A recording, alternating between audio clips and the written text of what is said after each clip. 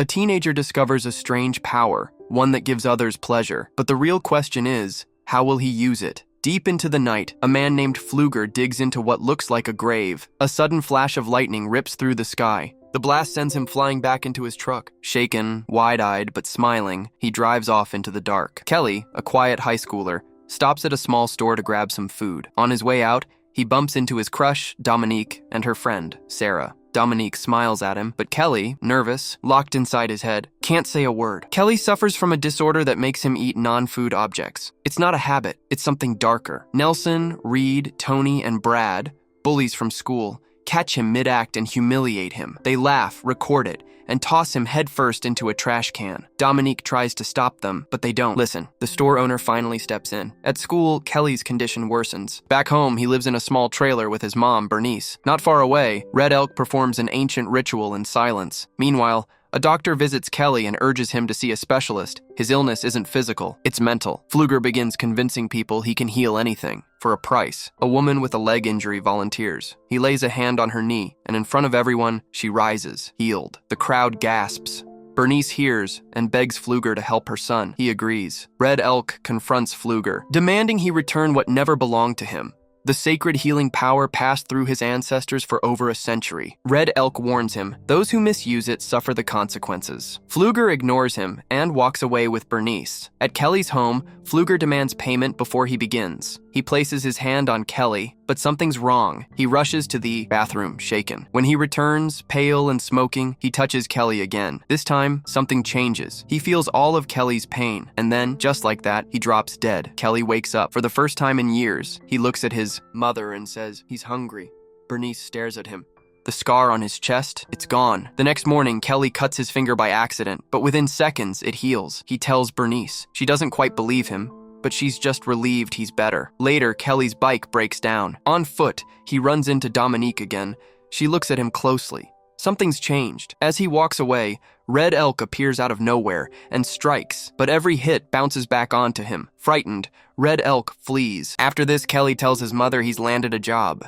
Things finally feel normal, but then a loud, angry knock on the door. It's Gus R., Nelson's father, and the school's coach. He isn't here to chat. He demands to know who hurt his sons. Kelly tries to explain, but Gus doesn't believe a word. Bernice, furious, slams the door right in his face. Afterward, Kelly shows her what he can do. He tells her to pinch him, but when she does, she feels the pain. Then, he holds fire in his hands, untouched, unharmed. At school, Sarah lends Dominique a hairband. During class, Kelly, sitting behind Dominique, watches as the band falls. He picks it up and gently hands it back. As he does, a daydream begins to unfold in his mind. He sees himself and Dominique alone, in a warm room, her hands cooling his face. But something strange begins to happen. In the real world, Dominique starts to feel sensations she can't explain. Sarah does too. Inside Kelly's mind, Dominique and Sarah both reach for him. The fantasy deepens, building until Sarah lets out a sound, startling the entire class. Kelly stumbles, falls from his chair and rushes out. The girls sit there confused and shaken. That night at the beach, Nelson and his crew surround Dominique, bothering her again. Kelly sees it and steps in. The guys warn him, ready to fight, but Kelly doesn't flinch, not anymore. Gus steps in, tells his sons to back down, but throws a warning Kelly's way, promising he'll deal with him soon. Kelly, boiling with anger, rides away on his bike. Brad and his gang follow, speeding behind in their car.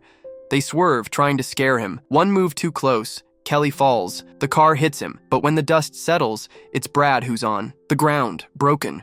The others panic. They rush out, try to call for help until they see Kelly, standing without a scratch. Terrified, they run, leaving Brad behind. Later, Kelly changes clothes, his wounds already healing. At the roadside, Dominique and Sarah spot the abandoned car. They see Kelly, untouched. He tells them everything, the truth. Moments later, the police arrive. Bernice is with them. The sheriff questions everyone. Nelson and the others lie. They say Kelly stepped into the road. The next morning, Dominique hints she wants to go to the movies with Kelly, but he misses it, so she just invites him herself. Elsewhere, Nelson and his gang plan revenge. That evening, Kelly leaves home to buy medicine for his sick mother. The boys are waiting. As soon as Kelly is gone, they act. They tie the trailer's base to a truck, then yank it loose. The home crashes. Bernice, trapped inside. A gas line breaks, then a sudden blast. The trailer explodes in flames with her still inside. Kelly returns, sprints into the fire, pulls his mother out, but it's too late. At the hospital, the sheriff hands Kelly his belongings. Red Elk approaches the sheriff, asking for help to take back what's been stolen from his people, but the sheriff doesn't believe him. Then quietly, Kelly says goodbye to his mother. Kelly rushes toward Pfluger's grave, with Dominique running close behind. She pleads, it's not fair he has to disappear like this. Then, quietly, she leans in and kisses his cheek. That small act gives Kelly the strength to do what he's always wanted.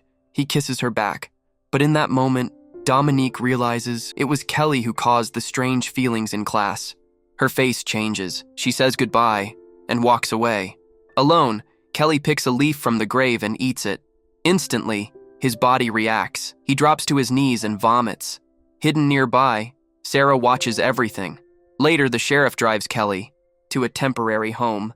He explains that the trailer's supports might have been tampered with before it exploded. Just then, Kelly spots the guys responsible speeding by in a car. Rage flashes across his face. He leaps from the vehicle. The group heads for the river. Tower jumps into the water. Kelly finds his clothes on the shore, tears off a piece of his shirt, and focuses. In the water, Tor starts to sink. Nelson pulls him out, but it's too late. Red spots Kelly and bolts.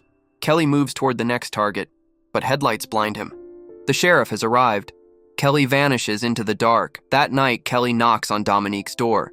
He tells her everything, his plan for revenge, but Dominique stops him. She urges him to make the boys confess instead of destroying them. The next day at school, Kelly pushes Tony's buttons. Furious, Tony hurls chemicals at him, but the attack backfires, burning his own face. Sarah punches Kelly in the groin, and for the first time, Kelly feels real pain.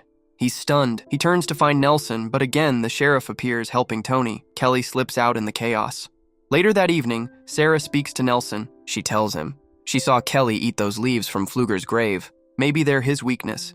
Nelson's eyes narrow. They plan to return to the grave and collect more. The next morning, Red Elk receives permission to unearth Pfluger's grave. At the same time, Gus trains Nelson, preparing him for whatever's coming. Meanwhile, the sheriff finds a broken chain, the one used to destroy Bernice's trailer. He confronts the boys. Somewhere else, Kelly sneaks into their truck, finds a power drill, and eats a piece of underwear. Nelson clutches the container of leaves, ready to strike. But Kelly, in a shocking move, jams the drill into himself, forcing Nelson to break down and confess. The sheriff rushes in, trying to calm Kelly, revealing he's known all along about the power inside him. Dominique arrives just in time. Gus lunges at Kelly, but ends up crashing to the floor. Nelson sprays the strange liquid on Kelly, and his strength fades, but Dominique moves fast, wiping it away. Gus grabs the sheriff's gun, turns it on Kelly, and pulls the trigger. But it doesn't hit Kelly. It kills both Gus and his son. Everything goes silent. Later, Dominique and Sheriff Adler urge Kelly to give up the power. That night, Red Elk sets the scene for a sacred ritual, trying to extract the force buried in Kelly. But it's too late. The power has fused with him. Removing it now would kill him. Kelly bolts, trying to run, but in the chaos, a nervous officer accidentally fires. The bullet hits both Kelly and Dominique. As she lays bleeding, she whispers to him, "Don't give up." Her voice fades. She's gone, but her words stay with him. Kelly makes his choice. He won't pass it on.